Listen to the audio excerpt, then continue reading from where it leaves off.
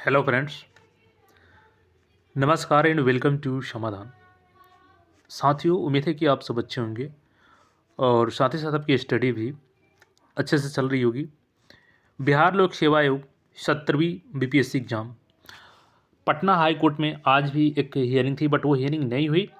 लेकिन जो 4 मार्च को हियरिंग हुई तो उसमें जो इंडिविजुअल रिट्स थे और एक पीआईएल जो था आनंद लीगल ट्रस्ट फर्म के द्वारा, तो बीपीएससी के रिक्वेस्ट पे जज साहब ने कहा कि इसको क्यों ना डिवीजन बेंच में ही सुनवाई किया जाए।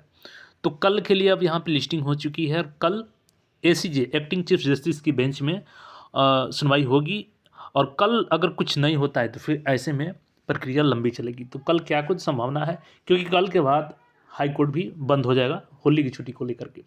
तो इन सारी प्रक्रिया को हम लोग सबसे पहले चलिए देखते हैं और एक एक करके समझते हैं। अब यहाँ पे देखिएगा तो ये जो रीट है CW civil writ jurisdiction case, जिसमें पप्पू कुमार वर्सेस बिहार स्टेट में है। तो देखिएगा ये 7 मार्च को नेक्स्ट हियरिंग डेट क्या है, 7 मार्च है 2025। और कोरम क्या है, the acting chief justice mister justice Partha Sarathi, single bench judicial section, और यहाँ पे कॉज नेम दिल्ली। तो यहाँ पे देखिएगा कल के लिए कॉज लिस्ट लगा दिया गया है। और कल कितने नंबर पर हुआ है कॉज लिस्ट, देखिए सबसे पहले यहाँ पे 6 केसों को एक साथ मर्ज किया गया है, क्लब किया गया है। हालांकि कल ये फैसला होगा कि जो इंडिविजुअल रिट्स है और पीआईएल है सबका एक साथ सुनवाई होगा या इंडिविजुअली सुनवाई होगा। सबसे पहले इसमें देखिएगा CWJC 752 Anand legal and forum trust care of Amit Kumar, Bihar public service commission. अब देखिएगा दूसरा जो है यहाँ पे ये है 369 वाला Pappu Kumar and others versus the state of Bihar. इसके बाद से इसमें देखिएगा तो अगला है Ajit Kumar versus the state of Bihar and others. और यहाँ पे देखिएगा तो Prashant Shekhar and others the state of Bihar. इसके अलावा Neha Praveen and others versus the state of Bihar. और लास्ट जो मामला है वो है Prince Kumar versus state of Bihar. ये 6 मामलों के एक साथ कल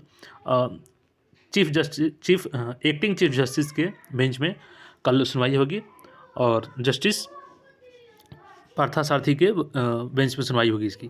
तो कल की बात करें तो देखिए ये जो लिस्टिंग की गई है यहाँ पे देखिएगा 6 मामलों को एक साथ यहाँ पे देखिएगा तो यहाँ पे 37 नंबर पे सबको एक साथ क्लब करने के लिए कल सुनवाई होगी। क्योंकि क्या हुआ कि 4 मार्च को जो सुनवाई हुई उसमें बीपीएससी ने रिक्वेस्ट किया कि जब सभी मामले एक ही चल रहे हैं बीपीएससी के अगेंस्ट, तो क्यों ना सबको एक साथ जो डिवीज़न बेंच है उसी में सुनवाई कर लिया जाए। तो फिर जो स्टूडेंट के पेटिशनर थे जो स्टूडेंट, तो उनके तरफ से ये रिक्वेस्ट भी किया गया उनके एडवोकेट के द्वारा कि कम से कम इसी में सुनवाई किया जाए, कम से कम इस पर समय दिया जाए। लेकिन 2 से 3 मिनट ही सुनवाई हुई और जज साहब ने कहा कि नहीं, इसको अब डिवीज़न बेंच में जब सुनवाई चल ही नहीं है तो वही सही रहेगा और वहाँ पे भी भेज दिया जाए।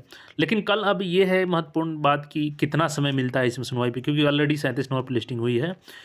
दूसरी चीज़ कि कल ये क्लियर हो पाएगा कि ये सारे मामले एक साथ मर्ज किए जाएंगे या फिर सिंगल ही चलेंगे। कल ये क्लियर हो पाएगा, क्योंकि कल तो अभी इसमें पहली इसको एक साथ क्लब करने के लिए बोला गया है।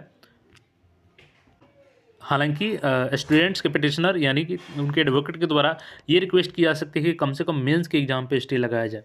लेकिन कल देखिए क्या कुछ होता है, इस पर कितना समय मिलता है ये सबसे महत्वपूर्ण है, क्योंकि 37 नंबर पर ऑलरेडी लिस्टिंग किया गया है।